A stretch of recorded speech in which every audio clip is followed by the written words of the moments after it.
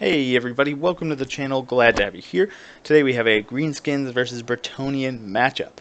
And I think this is a very interesting and dynamic matchup, and it's on a very interesting and dynamic map. You can see huge ridge in the middle, kind of negating what I would usually bring as the Greenskins. I would usually bring some like 2 artillery pieces, but with this main kind of thing, this ridge in the middle, I went for a full-on rush army.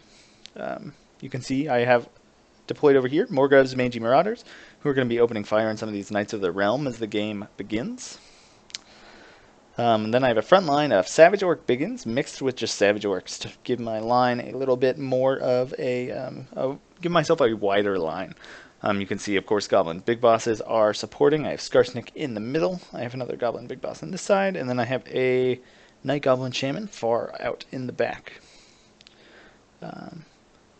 You can see I do have, of course, a firing line of Night Goblin Archers and Drostiers. I have also the two stocked Regiments of Renown Goblin units here, just always cost effective. And what I love bringing lately are these Durkit Squigs. They're just so useful, and they have this immunity to psychology that a lot of Orc Cavalry doesn't have. So it can be very, very helpful when fighting the Green Knight or when fighting Leonia Kerr, or things like that. So I like them. They're just a little bit more stable, and they do have that anti-infantry bonus, so they're very effective at recharging infantry as well. Then I do have just 1 unit of Boarboy Biggins over here. Yeah, and so I did bring a couple of spells on the Night Goblin Shaman. I have Sneaky Stabbin', which I plan on using on Skarsnik whenever he gets into combat with any sort of hero or cavalry to really make that armor-piercing anti-large damage count. And then I do have, of course, Itchy Nuisance here. And so we'll go over the Bretonnian army. I think a pretty typical Bretonnian build here from my opponent. You can see he has a main line of Battle Pilgrims. He has 2 Knights of the Realm. 1 mounted yeoman in the far back, 1 Royal Pegasus Knight unit, which is like almost an always pick for the Bretonnians because they're just so powerful. 2 Spearmen at Arms. I really like this pick, 1 out on each flank to support those cavalry. 2 Peasant Bows, of course a Grail Reliquae, the Fey Enchantress.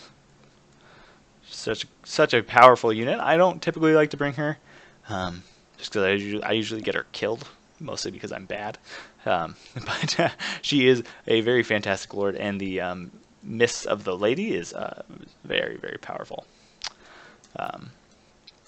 Over here, and of course, almost an auto pick as well against the Greenskins, is the Green Knight, just because you have almost no answer to it. So we are going to begin. You can see my Morgrav's Mangy Marauders instantly going to start opening fire. These Knights of the Realm are as good a target as any. They do have those shields, but you can see 1 Knight already dropping, which is good. So, of course, I can't see this mounted yeoman, so definitely something to watch out for is this kind of like double team here. They could definitely catch them out if I was sloppy with them. You can see here I am going to miss most of my arrows there. You can see doing some nice damage. Morgrav's Mangy Marauders are just so powerful. And you can see here he's going to spring this trap, try and force them, but I am kind of paying attention, and I'm going to be able to pull these guys into my army where I can protect them. You can see there, I almost let my Goblin Big Boss get caught out as I continue to just kind of run away from these guys and open fire. Definitely nice to get some early damage on. And what he's going to do here is just kind of bring them back, realizing that this chase is fruitless, but what he might do is actually charge down into my troops. You can see here I get sloppy with my Durkit Squigs. I forget that I don't have my units actually grouped, so they're not all moving at the same pace, and I'm going to let them get charged here by these Knights of the Realm, which is not good at all. They are going to get slaughtered to the Goblin. You can see there, the Goblin's like, the Squig's like eating their Goblins as they die. I've never seen that before.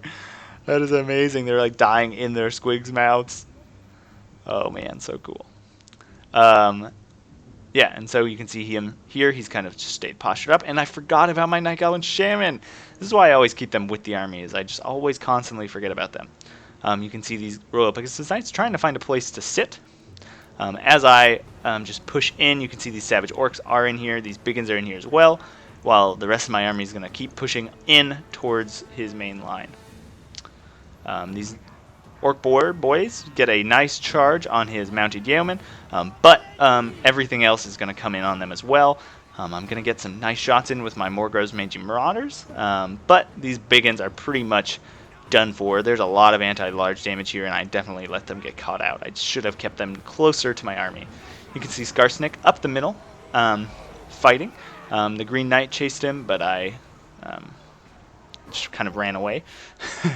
Durestiers are taking fire, but you can see my Goblin Big Boss has shut down one, and this Savage Orc Biggin is going to come in here and kind of crash in and silence the rest as it becomes pertinent. Mangy Marauder still getting away from everything, opening fire. Trying to find a nice place for them. You can see a Comet is going to be coming down here, but you can see his main line here is just almost completely routed. He really just has the Green Knight, the Fey Enchantress, and the Grail Reliquary left over here, and on this side he kind of does have 2 Battle Pilgrims. You can see that Comet did a decent amount of damage there. You can see my backup, my Warlords boys are in here. They're going to do actually pretty well against these guys.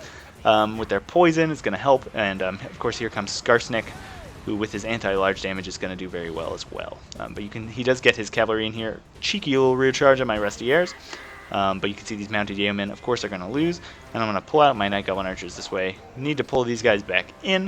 You can see the Fey Enchantress taking some damage, but dealing with them pretty well, and I do let my Morgrove's Mangy Marauders get caught, but they were almost out of ammo anyways, but definitely some sloppy plays this game. You can see Skarsnik in here, just winning, just slaughtering these poor Royal Pegasus Knights. I'm even getting some nice shots in there with the Rustiers. And they are going to break here pretty quickly as the Fey Enchantress comes in and shuts them down. You can see the Green Knight untouched. I'm just essentially ignoring him until the end of the fight. You can see I'm routing the rest of his army. Here comes the Night Goblin Shaman, who I forgot about. Remnants of Battle Pilgrims, and with the Greenskins, you can't let yourself get rear charged here by some of these guys. So you can see I pulled out my Savage Orc Biggins, got the charge, but these guys are getting the attacked in the rear penalty, and then there's also the terror of the Green Knight. So you can definitely take a hit real quick if you let yourself get charged. So when I'm in a blob, I like to pull out units to kind of charge. You can see these guys are going to try and do the same thing here, but they're going to miss. And now you can see I'm converging on the Green Knight. Some Peasant Bowmen out on that side. Knights of the Realm get a nice charge into the Warlords boys. Definitely a mistake. And the AP Clunies with the Wah are going to get in here. You can see those spinning goblins let loose, but they really didn't do much damage. They're really anti-infantry. You can see the remnants of the Pegasus Knights coming after my Night Goblin Shaman. But you can see I do have a number of range units left, so they're going to provide each other cover fire, and then they're both going to turn on these Pegasus Knights and gun them down, or bow them down. You can see I am kind of focusing on the Fey Enchantress, dropping Itchy Nuisance here just to keep everybody alive. And, you know, just slowly getting through the Fey Enchantress's health. You can see she's trying to pull out here, but Skarsnik's in there as well, kind of chasing. Man. What was that? Oh, I guess that was a Comet. And you can see here, I did cast Skarsnik's, what's it called? Itchy, or the Prodder. And they were getting shot at, so I did scare off those Royal Pegasus Knights. You can see the Morgrove's Mangy Marauders rear charge those Peasant Bowmen. And then, of course, Battle Pilgrims coming back with their huge leadership. The Fey Enchantress is over here, so definitely trying to keep her away from the Green Knight, so they can choose either to heal the Fey Enchantress or the Green Knight. And there you can see as her heal went off, she did shatter. So really it's just this guy left, and luckily I have a ton of Biggins left here, and their anti-large damage will not be, I don't believe it'll be mitigated by the physical resistance of the Green Knight, so they'll be doing some good damage. But if anybody knows that would be good to know, because I know it disregards armor, but I wonder if it is still counted as physical damage. See here, he's just going to be surrounded and slowly brought down as these big ones. Even Skarsnik is going to be getting in there. You can see Gobla pushing his way through, almost as big as, almost as big as the orcs, which is definitely terrifying. But you can see another Pyrrhic victory. Mangy Marauders definitely pulling their weight. The front line just slaughtering. You can see these big ones all getting around 100 kills, 160 on this one.